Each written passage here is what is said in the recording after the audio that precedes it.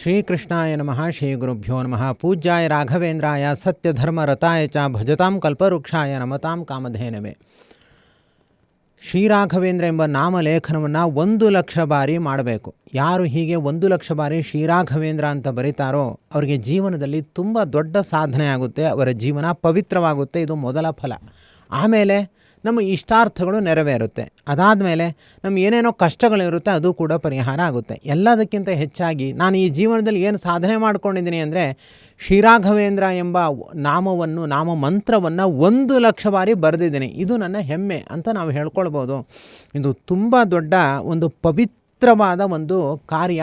ಇದು ಜ್ಞಾನ ಕಾರ್ಯ ಹಾಗೂ ಒಳ್ಳೆಯ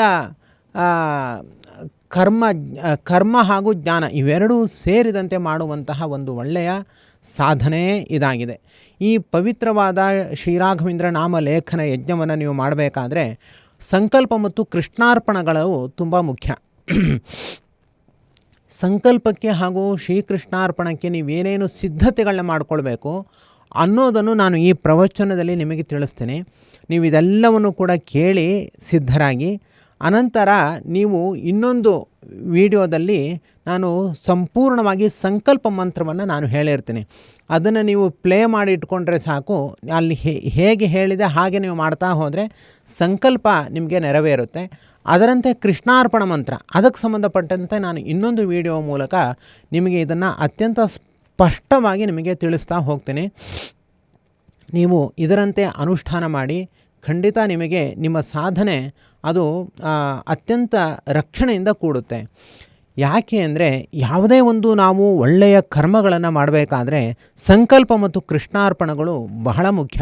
ಸಂಕಲ್ಪ ಕೃಷ್ಣಾರ್ಪಣಗಳೆರಡೂ ಕೂಡ ಕವಚ ಇದ್ದಂತೆ. ಒಳಗಡೆ ಇರುವಂತಹ ನಮ್ಮ ಸಾಧನೆಯನ್ನು ಅದು ವಜ್ರ ಕವಚ ಇದ್ದಂತೆ. ಒಳಗಡೆ ಇರುವಂಥ ನಮ್ಮ ಸಾಧನೆ ಅದು ಎಲ್ಲೂ ಲೀಕ್ ಆಗದೇ ಇರುವಂತೆ, ಅದು ಅನರ್ಥ ಆಗದೇ ಇರುವಂತೆ ಅದು ರಕ್ಷಣೆ ಮಾಡುತ್ತೆ. ಆದ್ದರಿಂದ ಸಂಕಲ್ಪ ಕೃಷ್ಣಾರ್ಪಣಗಳು ಬಹಳ ಮುಖ್ಯ.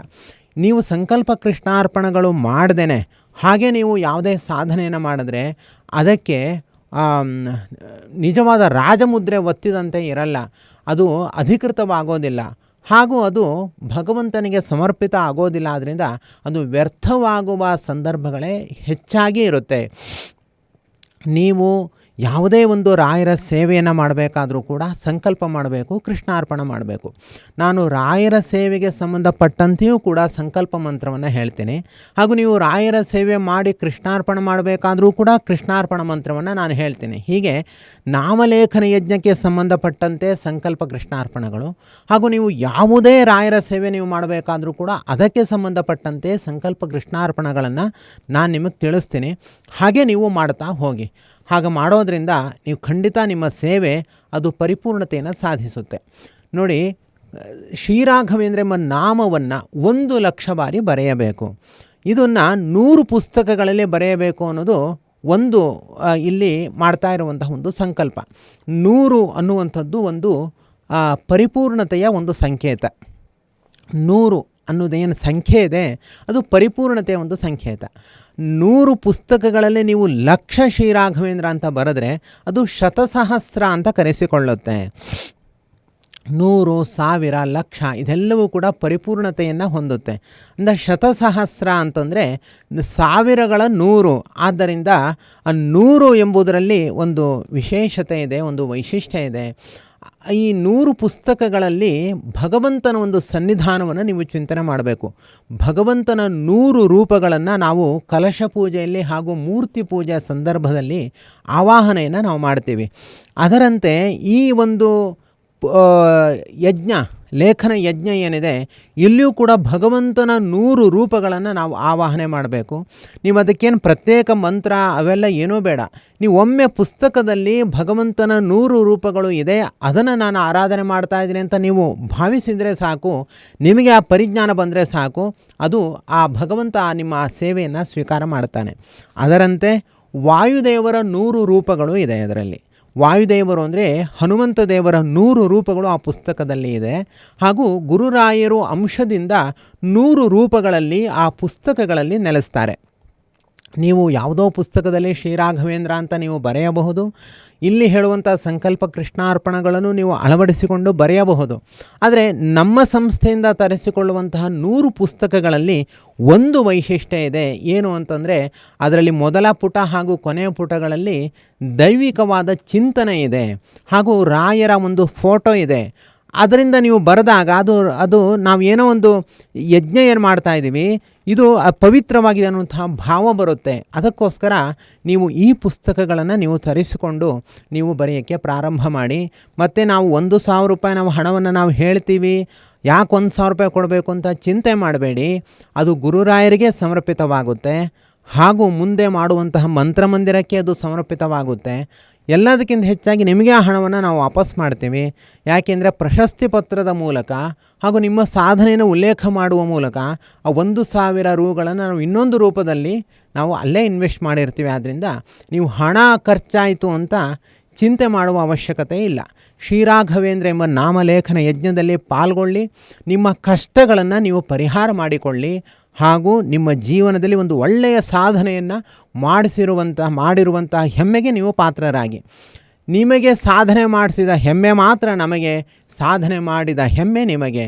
ಇಲ್ಲಿ ಶ್ರೀರಾಘವೇಂದ್ರ ಎಂಬ ನಾಮಲೇಖನ ಯಜ್ಞದಲ್ಲಿ ನೀವು ಪಾಲ್ಗೊಳ್ಳಬೇಕಾದ್ರೆ ಅವಶ್ಯವಾಗಿ ಪಾಲಿಸಬೇಕಾದ ಸಂಕಲ್ಪ ಕೃಷ್ಣಾರ್ಪಣಗಳ ನಿಯಮಗಳನ್ನು ನಾನು ಇಲ್ಲಿ ಹೇಳ್ತೀನಿ. ಇದನ್ನು ನೀವು ಕೇಳಿಸಿಕೊಳ್ಳಿ. ಮುಂದೆ ಸಂಕಲ್ಪ ಕೃಷ್ಣಾರ್ಪಣ ಮಂತ್ರಗಳನ್ನು ಪ್ರತ್ಯೇಕ ವಿಡಿಯೋದಲ್ಲಿ ನಾನು ಹೇಳ್ತೀನಿ. ಅದನ್ನು ನೀವು ಹಾಕಿಕೊಂಡು ನೀವು ಸಂಕಲ್ಪ ಮತ್ತು ಕೃಷ್ಣಾರ್ಪಣಗಳನ್ನು ನೀವು ಮಾಡಿ. ಸಂಕಲ್ಪ ಮಾಡಬೇಕಾದ್ರೆ ದೇಶ, ಕಾಲ, ಪಾತ್ರ 3 ಕೂಡ ತುಂಬ ಮುಖ್ಯ. ದೇಶ ಅಂತಂದರೆ ಜಾಗ. ಮನೆಯಲ್ಲಿ ನೀವು ಸಂಕಲ್ಪ ಮಾಡೋದಾದರೆ ಮನೆ ಪವಿತ್ರವಾಗಿರಬೇಕು. ಮನೆಯಲ್ಲಿ ಅಪವಿತ್ರ ವಸ್ತುಗಳು ಇರಬಾರದು, ಹಾಗೂ ಕೊಳಕು ಬಟ್ಟೆ, ಕೊಳಕು ಸನ್ನಿವೇಶ ಹಾಗೂ ಕೆಟ್ಟ ವಾಸನೆ ಬರುವಂತಹ ಪದಾರ್ಥಗಳು ಅದ್ಯಾವುದೂ ಕೂಡ ಮನೆಯಲ್ಲಿ ಇರಬಾರ್ದು. ಅಲ್ಲಿ ದೇವತಾ ಸಾನ್ನಿಧ್ಯ ಬರೋದಿಲ್ಲ. ಇದು ಮುಖ್ಯ. ವಾಸ್ತವವಾಗಿ ನೀವು ನದಿ ತೀರದಲ್ಲಿ ಅಥವಾ ಯಾವುದಾದ್ರೂ ಕ್ಷೇತ್ರದಲ್ಲಿ ಹೋಗಿ ಸಂಕಲ್ಪ ಮಾಡಿದ್ರೆ ಅದು ಹೆಚ್ಚಿನ ಫಲ. ಅಥವಾ ರಾಯರ ಮಠಗಳಲ್ಲಿ ಹೋಗಿ ನೀವು ಸಂಕಲ್ಪ ಮಾಡಿದ್ರೆ ಅದಕ್ಕೆ ಹೆಚ್ಚಿನ ಫಲ. ಅದರಲ್ಲೂ ಕೂಡ ಮಂತ್ರಾಲಯ ಮಠದ ಬ್ರ್ಯಾಂಚ್ ಮಠಗಳಲ್ಲಿ ಹೋಗಿ ಮಾಡಿದ್ರೆ ಅದು ಮಂತ್ರಾಲಯ ಮಠಕ್ಕೆ ಅದು ತಲುಪುತ್ತೆ, ಅದು ಅಲ್ಲಿಂದ ರಾಯರಿಗೆ ತಲುಪುತ್ತೆ. ಅದು ಒಂದು ವಿಶೇಷ. ಕೆಲವ್ರಿಗೆ ಹಾಗೆ ಚಿಂತನೆ ಮಾಡೋರಿಗೆ ಹಾಗೂ ಒಂದು ಫಲ ಇದೆ. ಅಥವಾ ಯಾವುದೇ ರಾಯರ ಮಠ ಆಗಲಿ, ಇಲ್ಲಿ ರಾಯರು ಸಾನ್ನಿಧ್ಯ ಇದ್ದೇ ಇರುತ್ತೆ, ಅಲ್ಲೂ ಕೂಡ ಹೋಗಿ ನೀವು ಮಾಡಬಹುದು. ಅಥವಾ ಬೇರೆ ಯಾವುದೇ ವಿಷ್ಣು ದೇವಾಲಯ, ಹನುಮ ದೇವಾಲಯ ಹಾಗೂ ರಾಯರ ಮಂದಿರಗಳು, ಈ 3 ಕ್ಷೇತ್ರಗಳು, ಈ 3 ಸ್ಥಳಗಳನ್ನು ನೀವು ಆರಿಸಿಕೊಳ್ಳಿ. ನೀವು ಯಾವುದಾದ್ರೂ ತೀರ್ಥಕ್ಷೇತ್ರಕ್ಕೆ ಹೋಗುವ ಸನ್ನಿವೇಶ ಇದ್ದರೆ ಆಗ ನಾನು ಈ ಸಂಕಲ್ಪ ಮಾಡ್ತೀನಿ ಅಂತ ನೀವು ಅಂದುಕೊಳ್ಳಿ. ಅಂದರೆ ರಾಯರ ನಾಮಲೇಖನವನ್ನು ನೀವು ಪ್ರಾರಂಭ ಮಾಡೋದು ಏನೋ ಬುಕ್ಕು ಕೊರಿಯರಲ್ಲಿ ಬಂತು ಶುರು ಮಾಡಿಬಿಡ್ತೀನಿ ಅಂತ ಖಂಡಿತ ಮಾಡಬೇಡಿ. ಅಲ್ಲಿ ದೇಶ ಮುಖ್ಯ, ಪ್ಲೇಸ್ ತುಂಬ ಮುಖ್ಯ. ಇದರ ಬಗ್ಗೆ ನಿಮ್ಮ ಗಮನ ಇರಲಿ. ಇದರ ಬಗ್ಗೆ ತಿಳಿದಾಯಿತು. ಇನ್ನು ಮುಂದೆ ಕಾಲ ತುಂಬ ಮುಖ್ಯ. ನೀವು ಯಾವುದೋ ಕಾಲದಲ್ಲಿ ಪ್ರಾರಂಭ ಮಾಡಬೇಡಿ. ಮೊಟ್ಟ ಮೊದಲೊಂದು ಒಳ್ಳೆಯ ಪರ್ವಕಾಲವನ್ನು ನೀವು ಆಯ್ಕೆ ಮಾಡಿಕೊಳ್ಬೇಕು. ಈಗ ಉತ್ತರಾಯಣ ಪರ್ವಕಾಲ ಬರುತ್ತೆ, ಉತ್ತರಾಯಣ ಪರ್ವಕಾಲದಲ್ಲಿ ಪ್ರಾರಂಭ ಮಾಡಬಹುದು. ಅಥವಾ ರಾಯರ ಸಪ್ತೋತ್ಸವ ಬರುತ್ತೆ, ಆಗ ಪ್ರಾರಂಭ ಮಾಡಬಹುದು. ಇಲ್ಲ ರಾಯರ ಆರಾಧನೆಗೆ ಪ್ರಾರಂಭ ಮಾಡಬಹುದು. ಚಾತುರ್ಮಾಸ್ಯದ ಪ್ರಥಮ ಏಕಾದಶಿ ಇಂತಹ ಪವಿತ್ರ ಕಾಲಗಳಲ್ಲಿ ಪ್ರಾರಂಭ ಮಾಡಬಹುದು.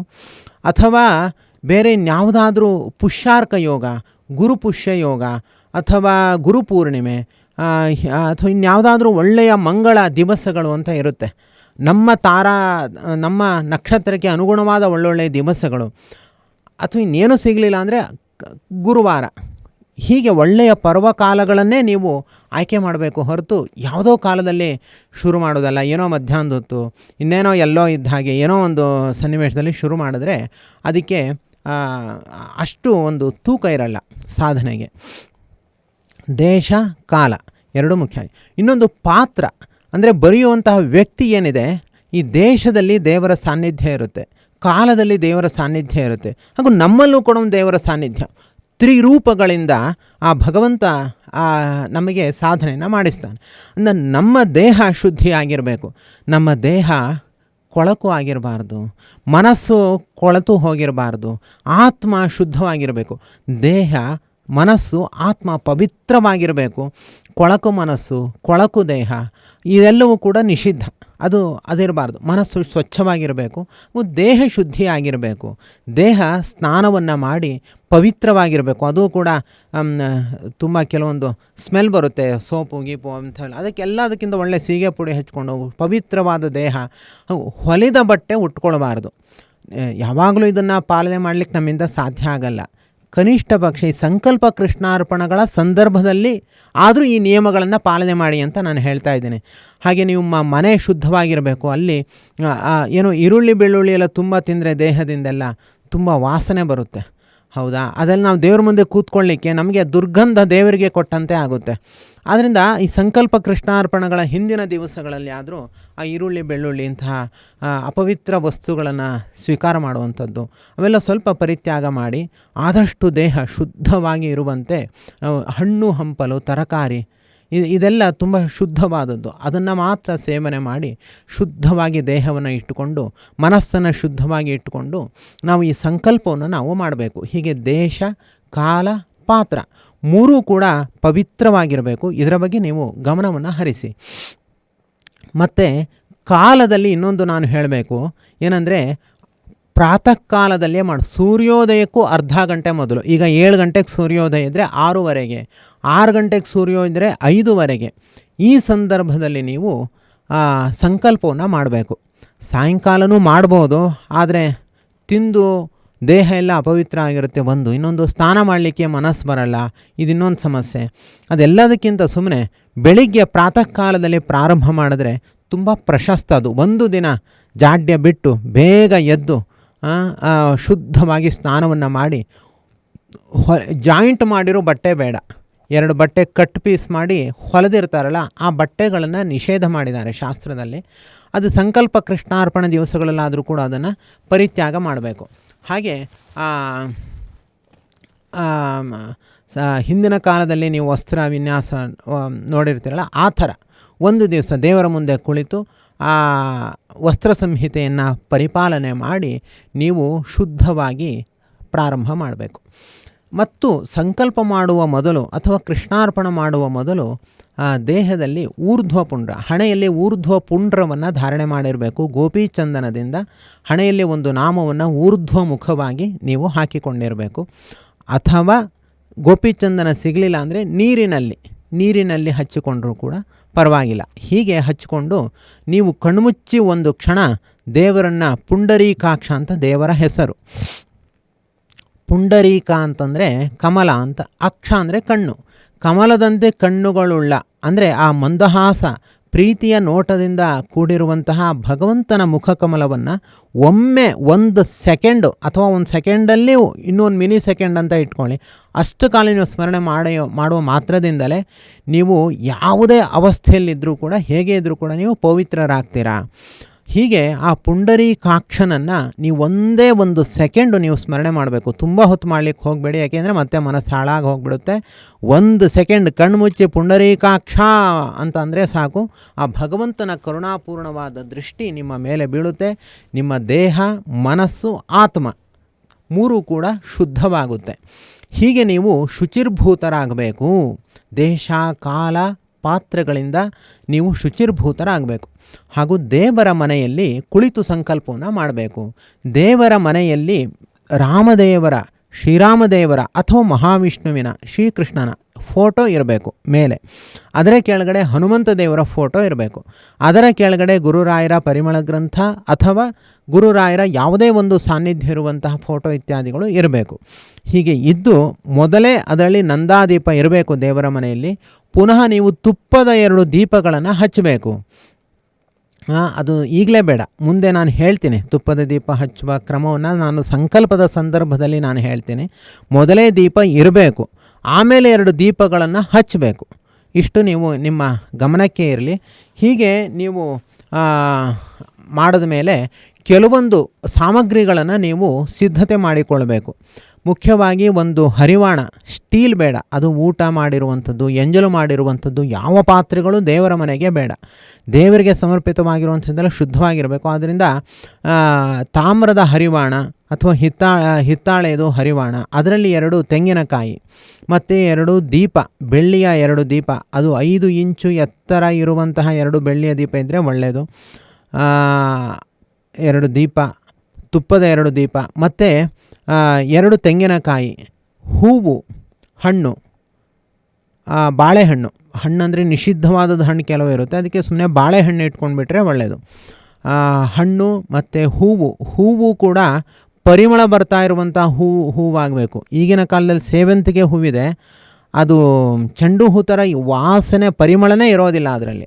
ಅದೆಲ್ಲ ಬಿಟ್ಬಿಡಬೇಕು, ಅದೆಲ್ಲ ಬೇಡ. ಒಳ್ಳೆ ಪರಿಮಳ ಬರುವಂತಹ ಒಳ್ಳೆ ಗುಲಾಬಿ ಹೂವು, ಇಲ್ಲ ಒಳ್ಳೆ ಪರಿಮಳ ಬರ್ತಾ ಇರುವಂತಹ ಮಲ್ಲಿಗೆ ಹೂವು, ಸಂಪಿಗೆ ಹೂವು ಇತ್ಯಾದಿಗಳು. ಹೂವು, ಹಣ್ಣು, ಮತ್ತು ಇದು ಬೇಡ, ಏನು ತಾಂಬೂಲ ಬೇಡ, ಅರಿಶಿಣ ಕುಂಕುಮ ಕೂಡ ಬೇಡ, ಆಮೇಲೆ ತುಳಸಿಯೂ ಕೂಡ ಬೇಡ. ಅನೇಕರು ತುಳಸಿ ಸಮರ್ಪಣೆ ಮಾಡಿಬಿಡ್ತಾರೆ, ದುಡ್ಡಿಗೆ ಸಿಗುತ್ತೆ ಅಂತ. ಬೇಡ, ಅದಕ್ಕೆ ತುಂಬ ವಿಧಿವಿಧಾನಗಳಿರುತ್ತೆ. ಯಾಕೆ ಸುಮ್ಮನೆ ಇದು ಬೇಡ, ತುಳಸಿ ಬೇಡ. ತುಳಸಿ ನೀವು ಸಮರ್ಪಣೆ ಮಾಡೋದು, ಮನೆಗೆ ತರೋದು ಬೇಡ, ಬಿಟ್ಬಿಡಿ.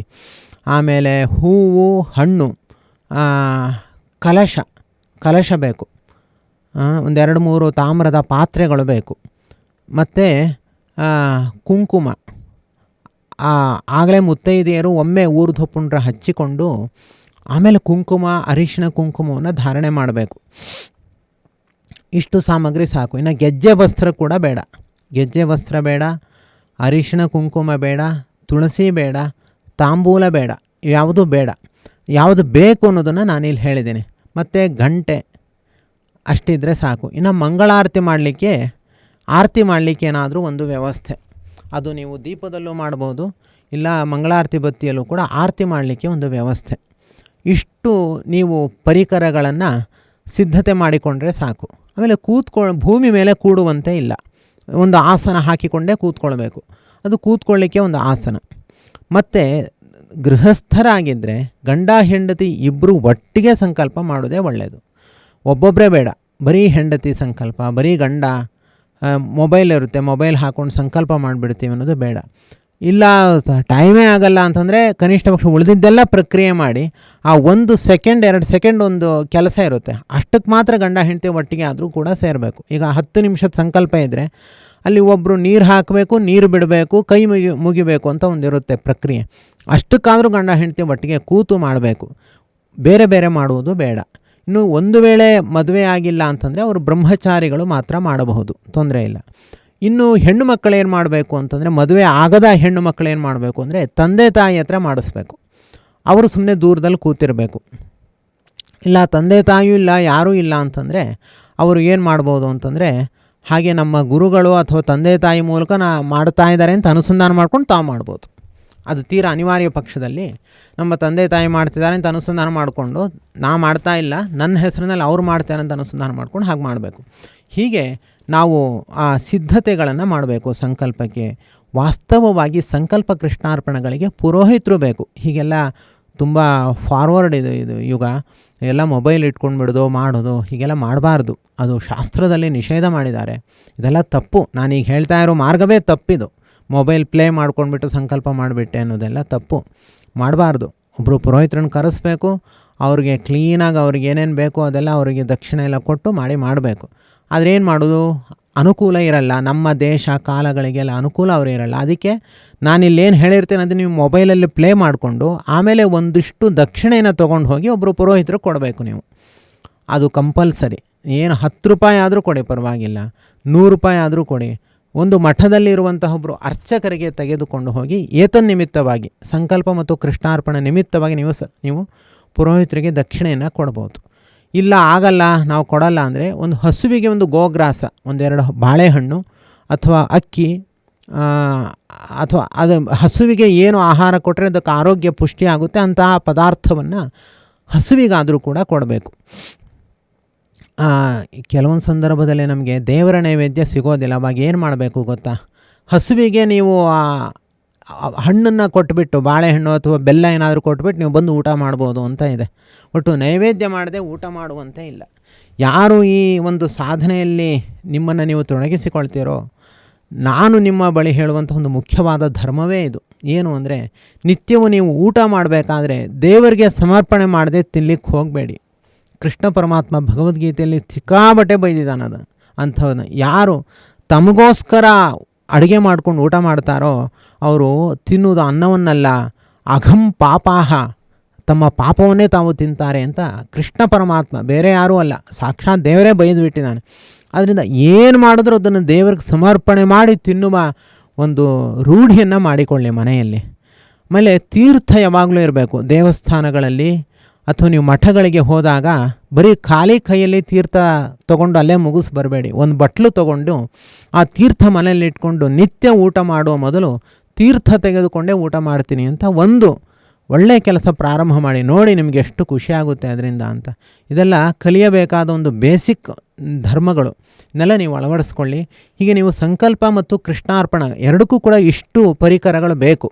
ಇಷ್ಟು ಪರಿಕರಗಳು ಇಟ್ಟುಕೊಂಡು ದೇವರ ಮನೆಯಲ್ಲಿ ಶುಚಿರ್ಭೂತರಾಗಿ ವಸ್ತ್ರ ಸಂಹಿತೆಯನ್ನು ಪರಿಪಾಲನೆ ಮಾಡಿ ನೀವು ಗಂಡ ಹೆಂಡತಿ ಒಟ್ಟಿಗೆ ದೇವರ ಮನೆಯಲ್ಲಿ ಕುಳಿತು ಶ್ರೀರಾಘವೇಂದ್ರಮ ನಾಮಲೇಖನವನ್ನು ಮಾಡಲಿಕ್ಕೆ ಪ್ರಾರಂಭ ಮಾಡಬೇಕು. ಮತ್ತು ಎಲ್ಲದಕ್ಕಿಂತ ಮುಖ್ಯವಾದ ಯಾವುದು ಮರೆಯಬಾರ್ದು, 100 ಪುಸ್ತಕಗಳನ್ನು ತಂದಿಡಬೇಕು. ಅದು ಕೊರಿಯರ್ ಬಾಕ್ಸ್ ಎಲ್ಲ ಉಪಯೋಗಿಸ್ಬೇಡಿ, ಅದೆಲ್ಲ ಯಾರ್ಯಾರೋ ಮುಟ್ಟಿ ಅದು ಅಪವಿತ್ರ ಆಗಿರುತ್ತೆ. ಮೇಲಿನ ಬಾಕ್ಸ್ ತೆಗೆದು ಒಳಗಡೆ ಇರುವಂತಹ ಬುಕ್ಕುಗಳನ್ನ ಮಾತ್ರ ನೀವು ದೇವರ ಮನೆಯಲ್ಲಿ ಇಟ್ಟು ಪ್ರತಿಷ್ಠಾಪನೆ ಮಾಡಬೇಕು. ಹಾಗೂ ಅದರ ಮೇಲೆ ಒಂದು ಸ್ವಲ್ಪ ಮಂತ್ರಾಕ್ಷತೆ ಹೂವು ಎಲ್ಲ ಹಾಕಿ ಅಲ್ಲಿ ಭಗವಂತನ 100 ರೂಪಗಳನ್ನು ಹಾಗೂ ಹನುಮಂತ ದೇವರ ರಾಯರ 100 ರೂಪಗಳನ್ನು ನೀವು ಚಿಂತನೆ ಮಾಡಬೇಕು. ಚಿಂತನೆ ಮಾಡಲಿಕ್ಕೋಸ್ಕರ ಆ 100 ಪುಸ್ತಕಗಳನ್ನು ಕೂಡ ನೀವು ದೇವರ ಮನೆಯಲ್ಲಿ ಇಟ್ಟಿರಬೇಕು. ಇಷ್ಟೆಲ್ಲ ಇಟ್ಟುಕೊಂಡು, ಇಷ್ಟು ಪರಿಕರಗಳು ಇಟ್ಕೊಂಡು ನೀವು ಪ್ರಾತಃ ಕಾಲದಲ್ಲಿ ಸೂರ್ಯೋದಯಕ್ಕೂ ಅರ್ಧ ಗಂಟೆ ಮೊದಲು ನೀವು ಸಂಕಲ್ಪಕ್ಕೆ ಮತ್ತು ಕೃಷ್ಣಾರ್ಪಣಕ್ಕೆ ನೀವು ಸಿದ್ಧರಾಗಿರಬೇಕು. ಆ ಮುಂದೆ ಏನು ಮಾಡಬೇಕು ಅನ್ನೋದನ್ನು ನಾನು ಮತ್ತೊಂದು ವಿಡಿಯೋದಲ್ಲಿ ನಾನು ತಿಳಿಸ್ತೀನಿ. ಶ್ರೀಕೃಷ್ಣಾರ್ಪಣಮಸ್ತು. ಯಸ್ಸರ್ವಗುಣ ಸಂಪೂರ್ಣಃ ಸರ್ವದೋಷ ವಿವರ್ಜಿತಃ ಪ್ರೀಯತಾಂ ಪ್ರೀತೇವಾಲಂ ವಿಷ್ಣುರ್ಮೇ ಪರಮಸ್ವರ್ಹುತು. ಶ್ರೀಕೃಷ್ಣಾರ್ಪಣಮಸ್ತು.